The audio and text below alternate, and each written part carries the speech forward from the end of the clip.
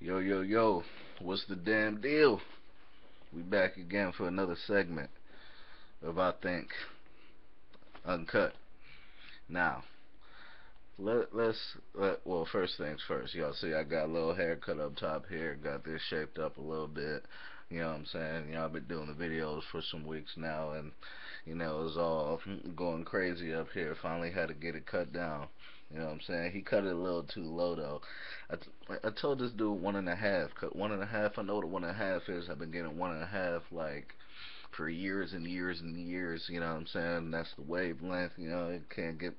Now I gotta wait a little bit, get all the hair maintenance going so I can get the waves back in smooth. But you know how that shit go. Now, let's get on this NFL real quick. Let's talk about the referees. Y'all know what happened last night with the Lions and the Seahawks. And at the end of the game, Megatron makes a catch and he's trying to go for the end zone. And Cam Chancellor comes and knocks the ball out, clutch. Knocks the ball out, it rolls into the end zone, and then the Seahawks player runs up and hits the ball out of bounds. You know what I'm saying? Clearly intentional. Turns out that was a penalty. That was not called. Should have been Detroit's ball where the fumble occurred, which would have been like right on the 2 yard line. So it ended up costing them the game because that would have been the go ahead touchdown right there. Now look, of course, the Seahawks still would have had a chance. There still was like a minute 50 or something like that on the clock. Lions didn't have any timeouts. They couldn't stop the clock once they lost the ball and all that. But the refs, man, everybody's outraged now. Now you're outraged. It's convenient to be outraged now because when calls happen throughout the game, it's just a part of the game, right? Bad calls happen. Nobody cares about that. And I'll go right to an Eagles game. The Eagles game that just happened against the Redskins, we lost and we're 1-3, and that's terrible and it makes me sad. But hey, hey. Anyway, on the last drive, the Washington Redskins were driving the ball for the game on the game-winning drive. They called a defensive holding penalty on the cornerback that kept the drive going. I don't know, it was second or third down. I really don't remember the down exactly. I know it was second or third, and long. They showed the replay. They called it defensive holding, which of course is like basically like almost like an illegal contact. Past 5 yards, you can't really make much contact with a receiver. They showed the replay, and right at the line of scrimmage, Nolan Carroll, who is the cornerback in question, tried to get a jam on the receiver. Didn't really work out too well. Didn't grab him, didn't hold him or anything, and didn't touch him for the rest of the play. Within the first 2 steps, he barely touched him, didn't get a great jam, and didn't touch him the rest of the play. The pass was incomplete, so it would have been third and long, or it would have been fourth down, and they would have had to punt that ball. But instead, because of that bad call, you keep a drive going. Now, the drive continues, and you can say things like, well, you have more opportunities to stop them and this and that, but don't give me that. These guys are professionals, right? And then you always hear things like, if you give a team too many chances, blah blah blah. But at the same time, you're gonna give me this.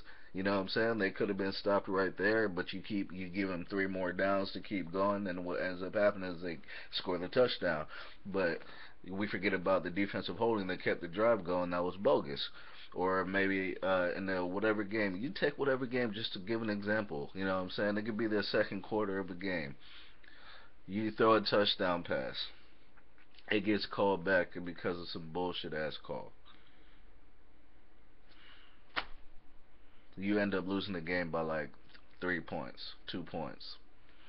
That touchdown that you lost in the second quarter, those points, that changes the game. That changes the game.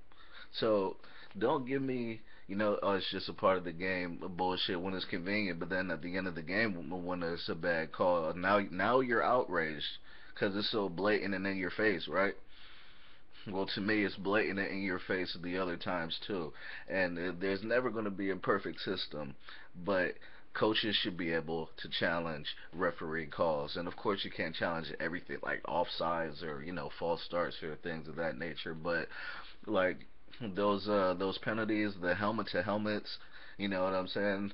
It's same game, Washington versus Philly this weekend. Jordan Matthews running a route, he catches the ball and he gets hit. Now, when I first saw it, it kind of looked like a helmet to helmet too, and they threw the flag. And you look at the replay though, the Redskins player did not hit his helmet. It was not helmet to helmet.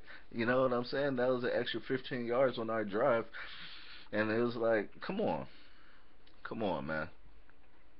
You should be able to challenge that. You're like, no, no, no, no, no, no, no. Give me them 15 yards back because these yards are valuable. You know this. So don't complain about refereeing when it's convenient because all of these things that help you, we know it's hard to score. It is hard to score, but if you keep giving a team the chances and tries, then eventually if there's some semblance of a good team, they're probably going to score. And if you stop a team legitly, but then the flag is so legitimately, my bad. But then a flag is thrown on some garbage, so now they get three extra chances, three extra downs to keep their momentum going. That hurts and it impacts the game. I think they're okay right now. You get two challenges for on the field calls, and you already know if you watch football, coaches don't really challenge a ton. You know what I'm saying? Because they're worried about losing timeouts, and a lot of things don't end up getting overturned, so they don't even really use the challenges that much. Give them three challenges. Oh yeah, and if they win both of their challenges, they get an extra challenges. Take that away. Give them three challenges. Even if they get all three right, you only get three, but you should also be able to challenge referee calls that are, what I'm saying, helmet to helmet, pass interference, things of that nature. Because these calls all throughout the game impact the game, and nobody is here to see the sorry ass ref get the damn call right. Quit being lazy. Like, because we know the game happens fast, right? So they might not catch everything. Okay, well, the game happens fast for the players who were actually here to see. And when they make a mistake by accidentally grabbing a face mask or something, they get called for it and they get penalized. So if the game is too fast for them and they can make a mistake and get penalized for it, then you should be able to have your calls questioned if they're the wrong call. You know what I'm saying? Like, it is really not that hard to me. It's not that difficult. Figure it out. Holla.